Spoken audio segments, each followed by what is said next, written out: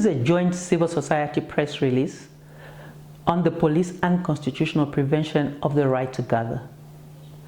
It is with a sense of increasing alarm that we, the undersigned civil society organizations, note the incessant incidents of police prevention of opposition party rallies and gatherings of any actors considered critical of government. Specifically, the organizations issuing this statement collectively condemn the use of police to prevent the new Heritage Party rally that was scheduled to be held in Mandevu, Lusaka last Saturday, the 1st of June.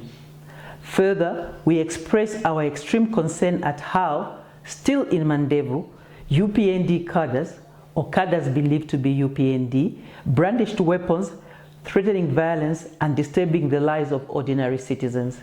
We note that while the police were out in full force and numbers in Mandevu, there was no attempt to prevent the criminality of the cadres or to arrest them. We would like to bring to the attention of government and the public that almost exactly 3 years ago, on the 31st May 2021, civil society issued a joint statement against the then Inspector General of Police, who had threatened to prosecute attendees of Zoom meetings hosted by the then President of the Resident Doctors Association of Zambia.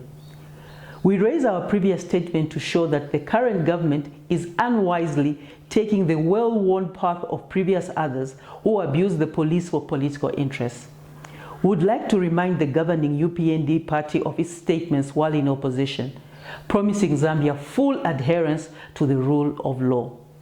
We especially remind President Hichilema of his repeated personal promises that cadre lawlessness and disruption of citizen lives would never be countenanced under his presidency. It is our view that those promises are being broken with shocking license. We jointly remind the government and the police that the constitutional rights of citizens must be respected even when the exercise of those rights is inconvenient for government.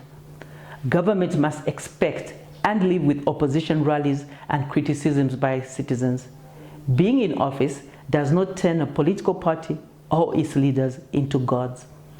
Silencing any voices, including those of critics and opposition actors, goes against the basic tenets of democracy. Our considered position is that even where citizens wishing to gather are likely to criticize government, this is not a legal reason to prevent them from gathering. Finally, we call on citizens to stand together against government actions that regress on the gains we have made. Democracy must be defended, or else politicians do their best to kill it. This statement is issued by the Alliance for Community Action on behalf of the Alliance for Accountability Advocates Zambia, Bloggers of Zambia, CARITAS Zambia, Center for Trade and Policy Development, Christian Churches Monitoring Group, Council of Churches in Zambia, Gears Initiative Zambia, Non-Governmental Gender Organizations Coordinating Council, NGOCC, PANOS Institute for Southern Africa, People's Action for Accountability and Good Governance in Zambia, Transparency International Zambia, and the Zambia Council for Social Development. Thank you.